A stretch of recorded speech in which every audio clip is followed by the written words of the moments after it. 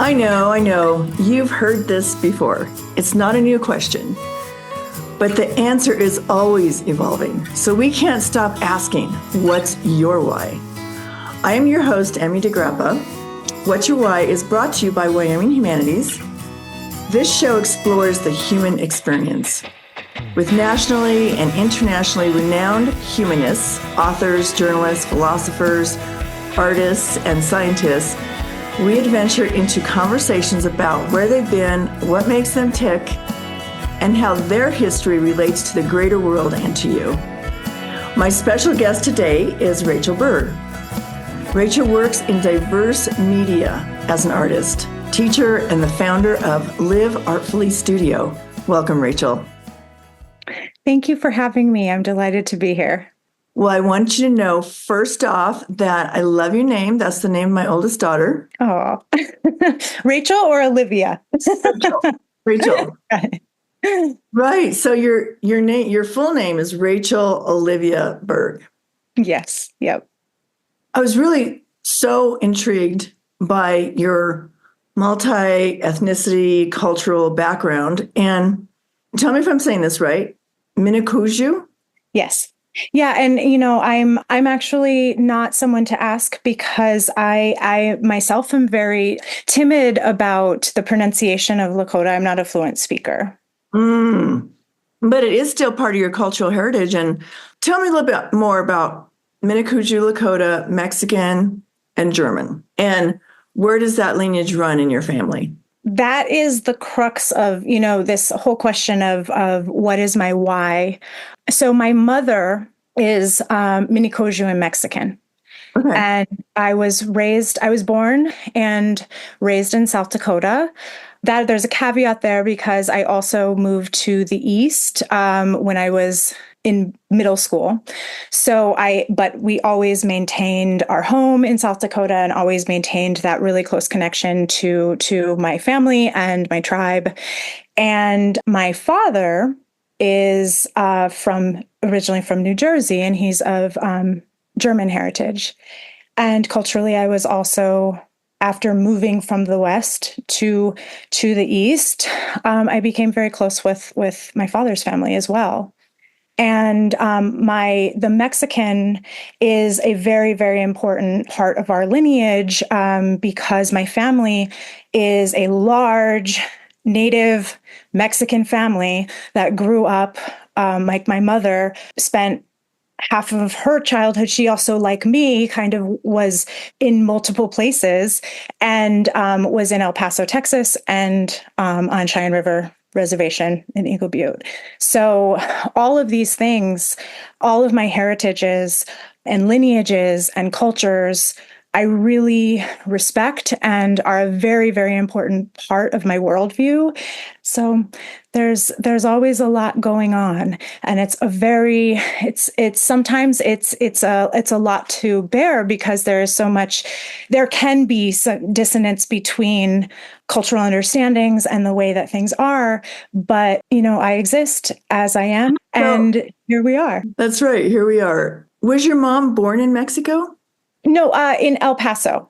Oh, she was actually, oh gosh, she's going to be horrified that I don't remember this, but I believe she was born in South Dakota. Oh, okay. Yeah. Horrified. I know she's going to be like, what?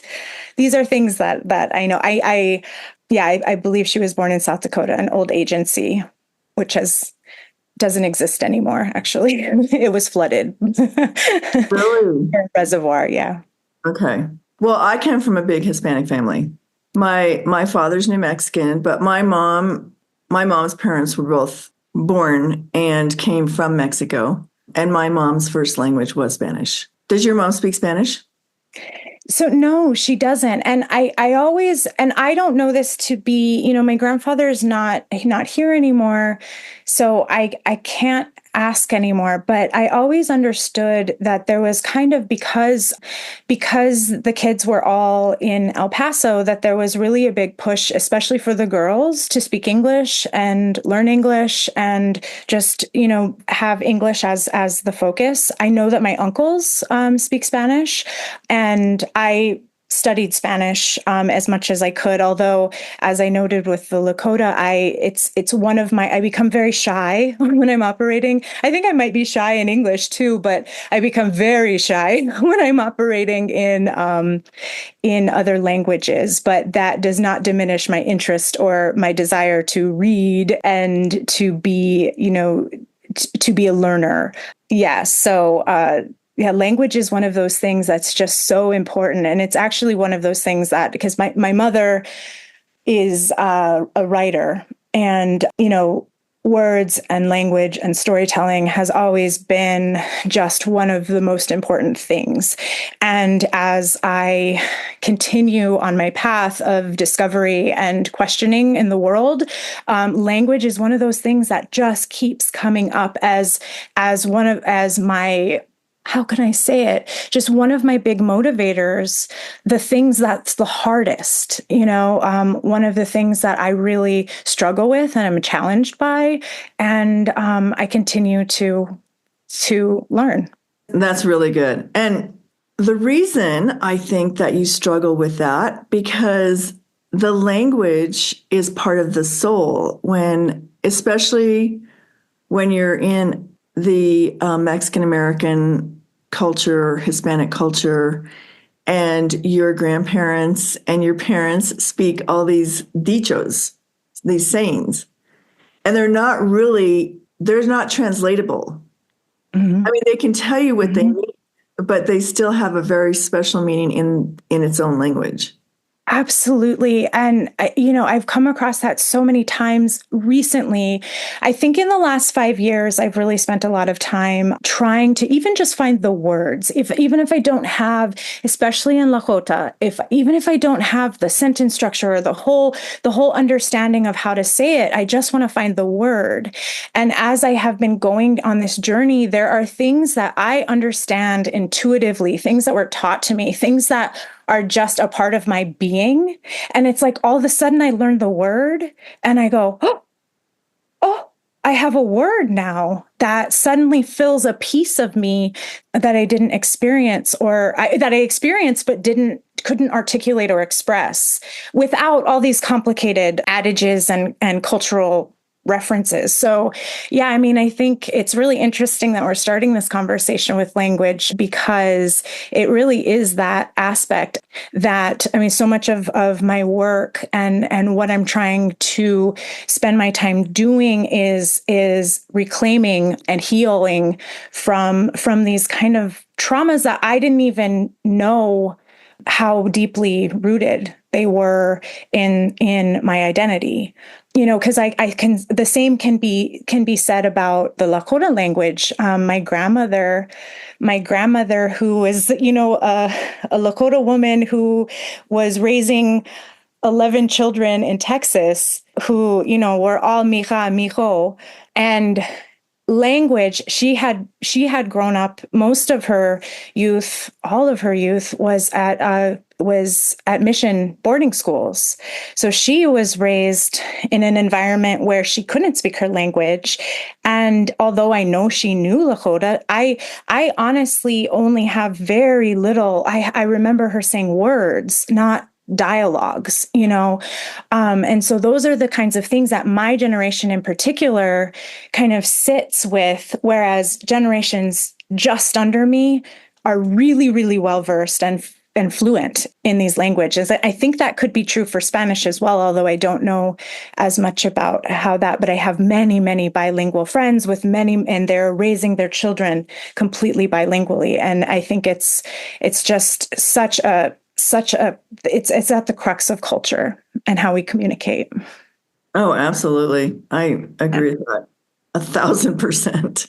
I really feel it in my family. I just think it's so interesting how Texas, New Mexico, even California, I feel like the Native American is much more woven into those cultures.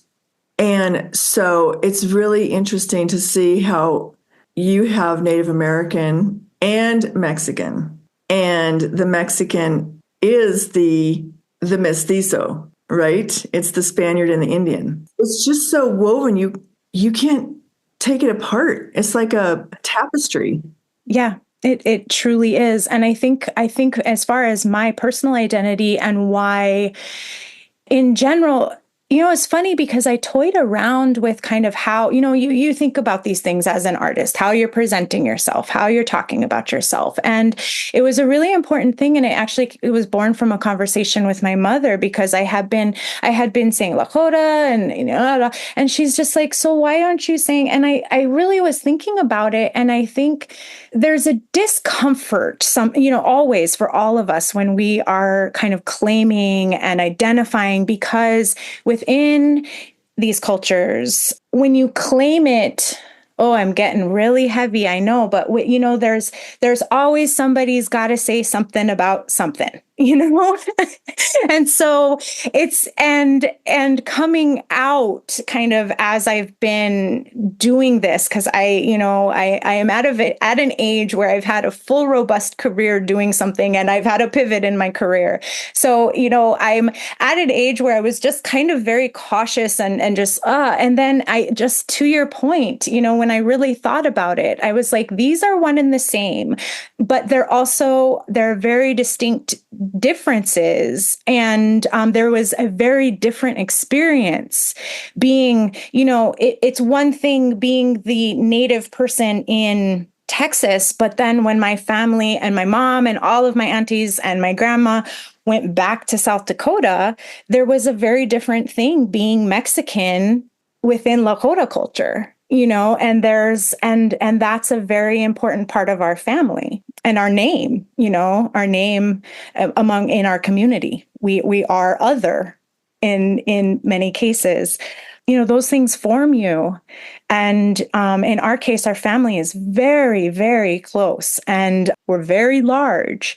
And we had a matriarch, we have a patriarch, we have these things that are distinctively cultural from our Mexican heritage. So that's why I really thought about it. And also, and let's not forget the German, because, to the point, I've had the same experience with learning German words that I've had with learning Lakota words, that there are things that are inherent within our fibers, within the fabric of just who we are, that do come from these places that are very real and experienced and learned and in our blood. How great is that, though, that you have those experiences and that you can love each of those parts of your cultural heritage and your lineage and appreciate what each one is, because I'm sure the German pride is just as powerful as the Mexican pride or the Lakota pride. They have their own. And I don't think, unless you come from a cultural background, and I find this very interesting, because when you're Cuban or Puerto Rican or Mexican or South American, Argentine, Colombian, they're all very different. Mm-hmm. Just because they speak Spanish, people want to just clump them all together, but they're all very unique. Yep. I remember, oh gosh, I don't even remember how many years ago, but in African-American discourse, there was always, we're not a monolith. We're not a monolith. And I was like, yeah, we're not. No one is, though. That's all of these identities. And I think that's what I was kind of pointing to before when I was like, we're going to get deep here in identity, but because there's always a kind of risk that you feel somehow, because it is part of the human condition, I think, to try to group us together like that. And so no matter where we go, there's always some sort of conflict, even how centered or squarely you feel in one culture. Like you're saying, there's other cultures that are around us that are existing with their full being as well. So, I mean, this is really a very, very important part of my work, because what this very same conversation and this very same conflict that I have literally on a daily basis within my own within myself, it always leads me to the same place, which is that we're we are all connected, and those differences are very important. And our beings, our beings and our beingness is all very valid. So I really do try to find ways to have that, because that's kind of like, it's kind of like a fight between like emotional, spiritual, and very logical understandings of ourselves and where we orient ourselves. So I really like to try to find that place that is in between all of those things that everyone can relate to. And because I've been very, very, very lucky in my circumstance to have these families that have truly accepted, supported, and we allow each other to be who we are. And I'm so thankful for that. I'm thankful for that freedom to just be. So yeah, this is some serious stuff. I want to hear about your journey in the arts and how you started, and what were the jumping off points that you said, this is what I want to do with my life. Yeah. So I was always one of those kids that I kind of was really interested in a lot of things. And thankfully, my parents provided so many opportunities for me to educate myself. They educated me, so many opportunities for me to try different things. So it was one of those things. And plus my mother is she was really driven academically. And because of that, I had a lot of experiences traveling and I was aware of this greater world. And so it was really important for me to follow in that footsteps of pursuing higher education to the level that was really allowed me to explore. And so I kind of always had a really multidisciplinary, a kind of just really broad and open understanding of things. But there were certain threads of interest that were always there for me. Psychology, the way that we experience the world, like emotions, understanding behaviors, like those kinds of things, was always very interesting to me. I very easily could have gone and trained and become a psychologist. But what I noticed was happening when I was a young woman was that there was a part of the experience of expressing myself through art. And I had always had that where I was art, music, and I studied martial arts. So movement, those were always a part of just the way that I expressed. But then when you're a young adult, it becomes different. Like you are kind of making these claims for yourself. And so that's when I really, when I noticed that art was doing more for me than just kind of an expression, that there was an expectation that I was seeing from other people around me. So I went to my undergraduate school. I was at Princeton University, and it was really interesting because they have a fantastic art program, just for anyone out there who doesn't think that. And but it was tiny. It was me and one other person. And because of that, and because of the resources of the institution, I was in a lot of ways really supported. But there was conflict there, because I realized at that point in time that how I was expressing was not the way that was expected of me to be expressing. It wasn't, there was, and I'm not saying this overarchingly, just like a culture isn't one thing, but I did have the experience of kind of having to defend myself and say, no, this voice is valid. And there was that process, but then it just really, I knew I needed to keep going, because I knew that it was really important for me to learn how to say the things that I was trying to say.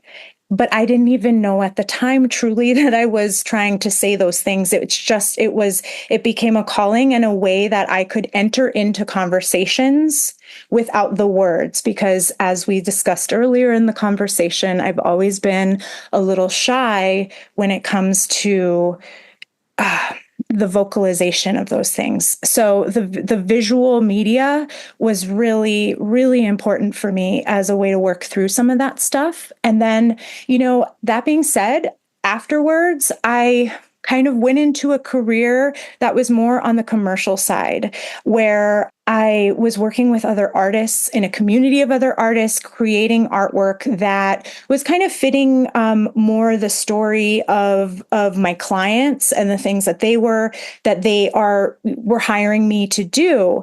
And what was really wonderful about that 18 plus year career was that I really learned how to tell a story visually. I learned how to work with materials and in new and different ways. And it really was a great and is a great way for me to practice and express and kind of have versatility within media.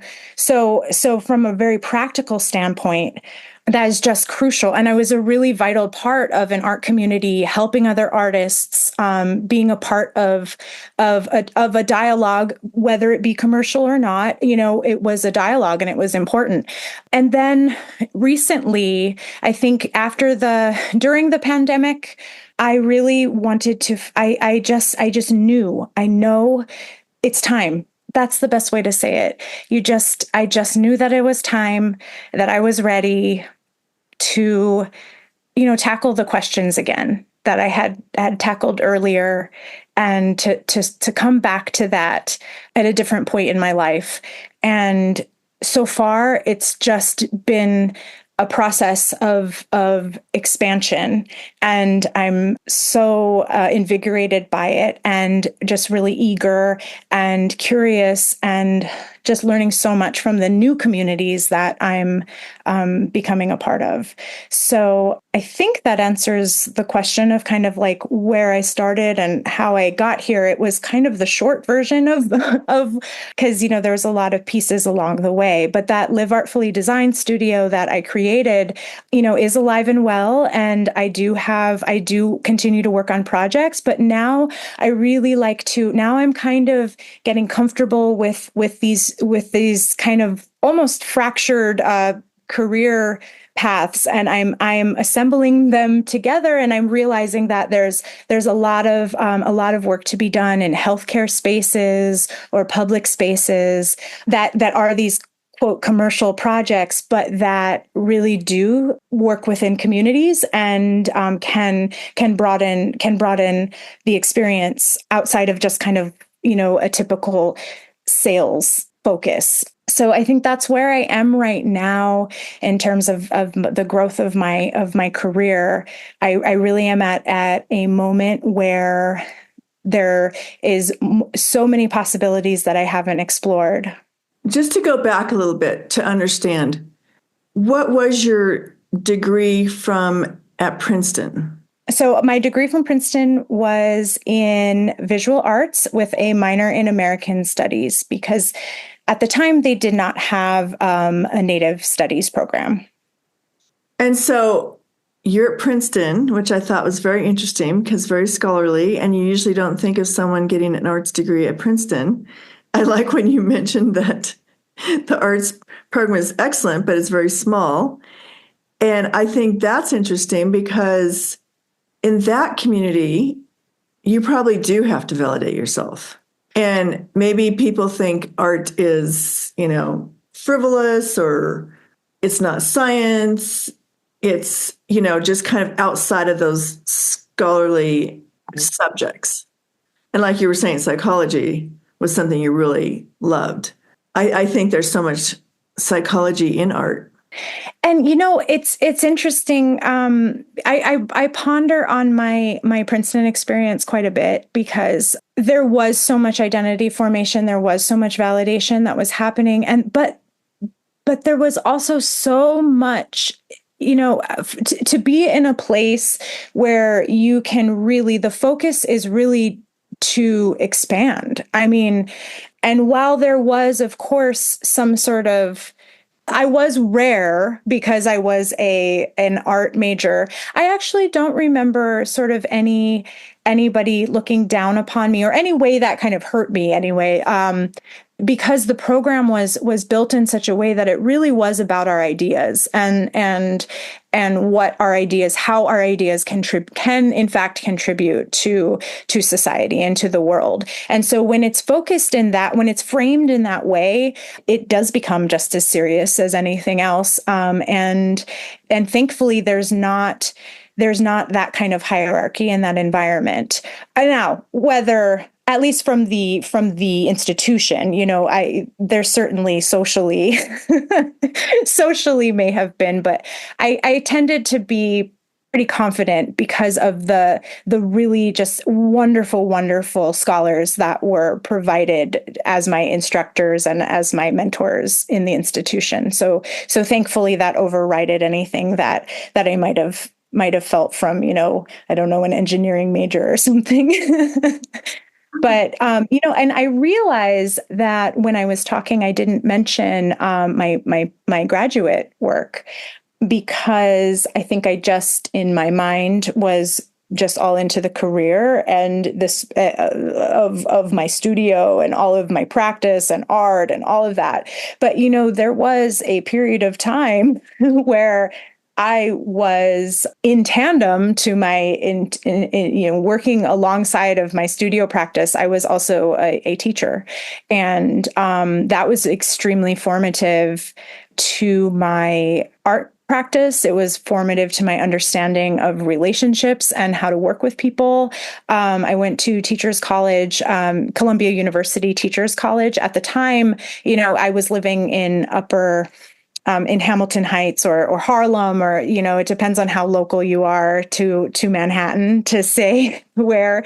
And, I actually lived in Manhattan for 18 years, which is a very, that was a really, really important part of my life, understanding that urban environment and the way that cities work. I was always so struck by, because I'm very, very motivated by nature with my art and imagery and such. And I was always extremely struck by how everybody assumes that the city isn't this natural place. And I lived there for 18 years, and it's one of the most natural places I've ever been. It's just that humans are the biggest form of wildlife there. That's an excellent way to put it. And I have never thought about it like that, but you're absolutely right. There's just a lot more of us, but if you honestly, there's been moments, if there's a question of if you run into a bear in the woods, or a bear or a human, who are you going to be more afraid of? And honestly, I would say the human. Because there's just, we're a part of it all. And that time at Teachers College, especially specifically studying pedagogy and studying how we learn art, it kind of really circled back that interest in psychology right back into my practice. And it was a very, very important thing. I mean, I've said it once, I've said it 100 times. I think that teaching is one of the most creative acts that a human can do. You have to figure out how to connect with someone else, and literally give them something that they didn't have before, which is really tremendous and remarkable. And, in our society doesn't get the attention that it probably deserves, because it is the crux of every generation and every tradition and everything we know. So, it's those kinds of dichotomies that, I guess that was the wrong word, but it's those kinds of things that I think about and try to imbue in my process, so that as I figure them out, as I challenge myself, I'm so sorry about that, as I try to figure out what is going on, that we can learn together as a community. And art making is really a very intuitive way of doing that for humans, I think. So the classroom, my time in the classroom, my training in the classroom, it's all very, very formative as well to who I am as an artist. How did you get into these large scale projects? How did you go from, when you first started creating art to when you started working as a commercial artist, is that what kind of jumped you into these really big projects that you're doing now? Yes. It's kind of like you learn. So I worked with art consulting company and I started as an art advisor and I ended up as a partner in the company. And while I was working with these architects, interior designers, and other art consultants, I was just learning a tremendous amount about how things are made. Just the ways that materials work, the limitations, the qualities, all of these, just the possibilities of various materials. And in many of these projects, the scale becomes increased. And so it started my confidence within the scale. I always attribute it to being from South Dakota, and the landscape has always been my touching stone. The land has always been my touching stone. And I do attribute it to South Dakota because it taught me just both how big the land is, but also how small we are too, because you see the sky and there's always that interplay of those two things happening at once. Anyway, so on the subject of scale, I was never really afraid of the grandiose. I was never afraid of the big things, because I know the human capability to kind of inflate everything. But it was really a practice of learning through other projects where other artists, it was their work and I was assisting, or I was helping with budgeting or testing materials. And it was through a slow and steady practice and understanding of commercial work and the budgets that were associated with it and all of those things. And a lot of my work has to do with repetition. So when it comes to scale, it's kind of easy to wrap my head around how something can become large, because it's a repetition of a form or a shape or an idea that then the more and more you do it, the bigger and bigger and bigger the visual becomes. So that's kind of for lack of a better word, a device that I've frequently returned to in my work, because repetition is a really important, philosophically, repetition is meaningful to me and what I'm trying to express oftentimes with this, family as value, tradition as value, thinking of the future, all of these themes, and then even kind of going into the microcosm of how something small, what we're made of, how cells replicate, like those kinds of things, that repetition, it's a theme that I go back to. So it really does play into scale, because a lot of my work is created smaller parts that create a larger piece. And it's one of the ways that I work, because I kind of start with a form or a shape or an idea, and then I begin to just kind of grow it from there. And so scale hasn't really intimidated me because of the practice I had working.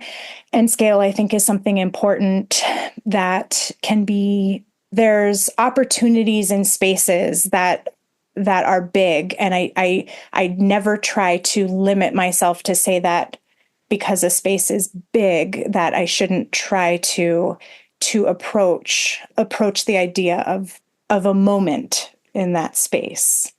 And not all of my work is that large, but yeah, I think that those opportunities where there is a space that can be filled or can be explored, they really excite me. Just describe to me, because I'm thinking just to picture kind of the scale. Are these projects commercial projects or non-commercial, whichever? Are they like murals? Are they sculptures? Are they mixed media? What exactly are they? What would you call them? Yeah, so I would actually I think everything could fall under the umbrella of installation. Okay. But technically, yes, some of them are murals. Some of them are created by paint on walls. Some of them I've created using plaster, and either creating stones or different kinds of forms that then get repeated in a particular pattern across a wall as a relief. Some of them are created with more geometric forms in resin. A lot of the work that I've done, especially particularly in healthcare spaces, just considering the materials, you need to think about how cleanliness and those kinds of things. I honestly typically do not try to work in resin very much at all because just of the environmental impact that resin has. But that being said, I've developed a way to kind of keep that to a minimum, and some spaces require that because healthcare, it needs to be very, very cleanable. Something that can be, detergent and all of those things. And so keeping the integrity of the work while keeping the maintenance of the actual space and the function of the space. I've done a lot with resin, and I've also done a lot of metals and other that I've used where I repeat the forms. Again, for healthcare spaces in particular, those materials, oftentimes in my work, the drive for the material is the space that it's going into. And I recently, the work that I've done for Land Signals project at Jackson Hole Center for the Arts, that is a very exciting and pivotal work for me because it was one of the times where the space and the medium themselves could tell the story in a different way. And I used clay and fabric and thread, and those materials in particular speak very, and the work also is not mounted to the wall. The work is suspended from a hoop. So it is exciting for me because I have not always worked. I've worked on the large scale in bas relief or in mural, and there are these installations. This marks the first public installation that I've done where I was able to utilize three-dimensional space in a more experiential way in terms of the way the viewer can go around the work, and also the way that the materials themselves interact with the environment. So I'm very excited and proud, actually, of that piece and the work that I did to create that piece. But also now that the piece exists, I'm watching it change in the environment, and it's been born in a way where it can now tell the story of the cycle. That piece in particular is centered around the ecosystem of the Greater Yellowstone Basin. And I focused on the Snake River and beings that are connected to the river, whether they live in it, around it, on it, drink its water, all of us, how we're all connected.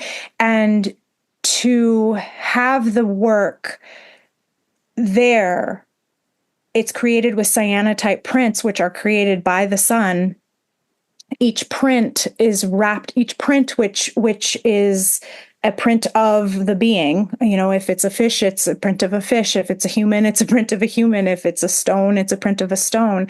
All of the stones are wrapped in this fabric, which is now out in the sun and is now changing and becoming something else, living its cycle, which is very exciting and not necessarily the case in some of my other work, to be able to have it grow and change and kind of be alive in that way. That is so interesting. Oh my gosh. Well, tell me where people can view your work. Where online can people go and find you? So my website is a good place, and it is livartfully.com, and that's LIV artfully.com. I also have social media, although admittedly, I think it's a generational thing. It's not as robust as some of my wonderful colleagues out there who are doing amazing things on social media. I am admittedly not quite keeping up on those platforms, but my website, I do really try to get my artwork up there, and it's actually part of my process to kind of help me organize myself as I'm growing or changing and documenting things. So yeah, that's probably the best place to find me. Gosh, that's so funny. Well, it's been great talking to you, Rachel, and I've just really enjoyed our conversation. Well, thank you so much for having me. I'm just really happy to be here and have this conversation. It was wonderful as well.